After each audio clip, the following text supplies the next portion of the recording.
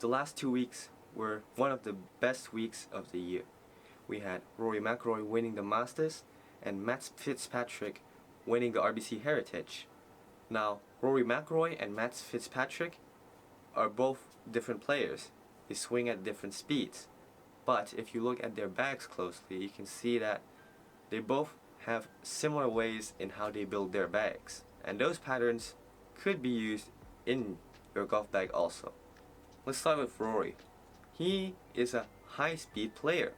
Rory uses a Fujikura Ventus Black 6X in his driver, 8X in his 3-wood, 9X in his 5-wood. Now, for that stout shaft, typically on tour they would use a higher loft, probably 10 or 9. Rory uses 8 because his high speed produces a high launch.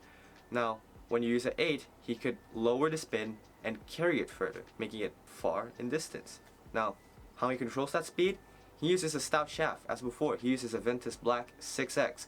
That is one of the stiffest shafts on tour, including his tipping of 1 inch. Now, his 3-wood and his 5-wood is to accommodate that driver at 8 degrees. So it's 3-wood at 14 and 5-wood at 17. That is because he can hit his driver at 330, then gap down to 300 with his 3-wood, and then about 270 with his 5-wood. Now, this is one thing you can learn from Rory's bag. His irons are a combo set.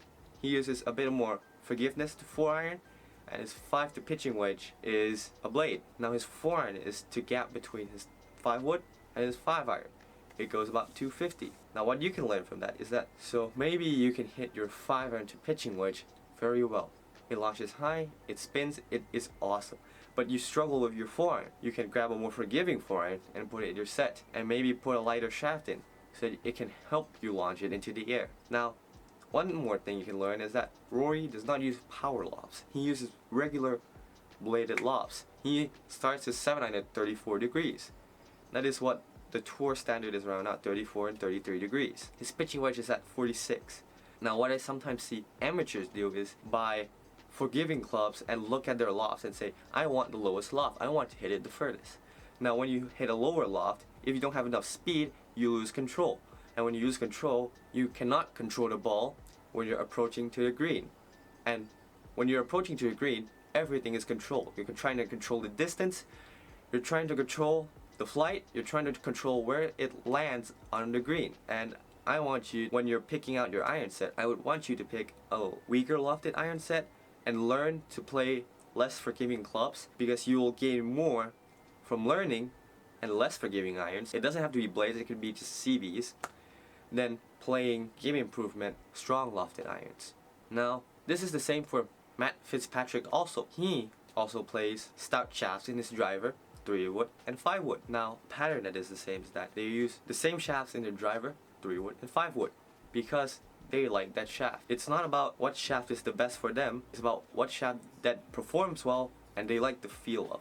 And Matt Fitzpatrick likes the feel of his Mitsubishi Tensei Orange. His driver is at 9 degrees, 3-wood at 15, 5-wood at 18. Again, consistent gaps throughout his set. Now in Matt Fitzpatrick's iron set, he plays a 4-iron in the I210 and S55 in his shorter irons, 5 to 9. Now, two things you can learn from this is that, again, he's using a more forgiving 4-iron. It helps him launch it in the air. It helps him gap better from his 5-wood.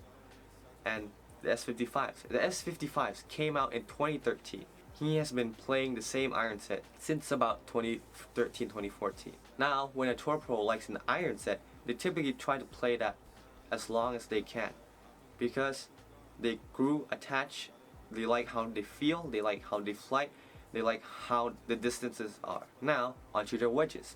Rory plays a 46, 50, 54 and 60. Matt Fitzpatrick plays 48, 52, 56, 60. Both of them are gapped consistently. Now, one thing you can learn from this is that their wedges are made for them. They are grind a certain way so that it fits how they chip. So what I want you to do is, instead of buying a new wedge, maybe you can try to grind and make it so that it is easier for how you play it. So if you play just normal chips, you don't open the face, you can use a higher bounce wedge, and it doesn't have to have relief if you need the help going to the ground.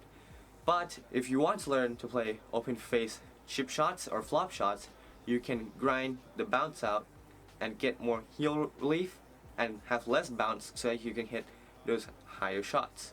Now, to hit higher shots, you cannot have bounce. If you have too much bounce, you cannot get under the ball.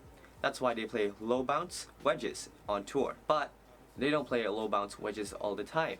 They play depending on what grass they're on.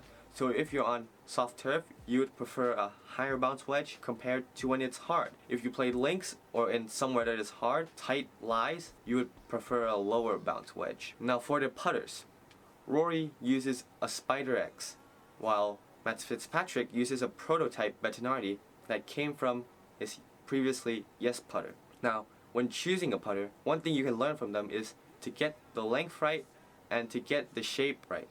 You don't have to buy the most expensive putter or buy the same putter as the tour pros. Try it out. If you like how they roll, then get that one, because that is how you hole more putts.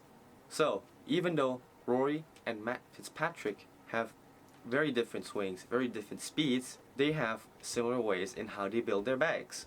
It's not about having the newest, shiniest, or longest hitting clubs. It's all about control. If you can control the ball onto the fairway, onto the green, on the putting surface, that is how you become more consistent and you become a better player eventually. My baby crying, said she